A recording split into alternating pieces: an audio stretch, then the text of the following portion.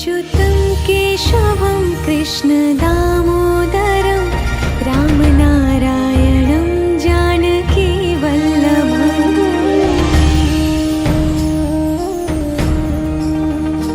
अच्युतं केशवं कृष्णदामोदरं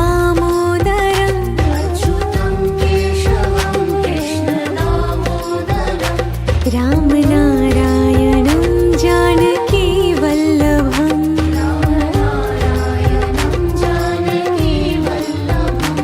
कौन कहते हैं भगवान आते नहीं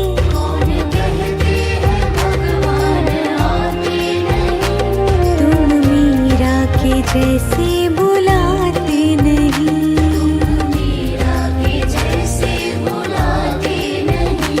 अच्युतं केशवं कृष्ण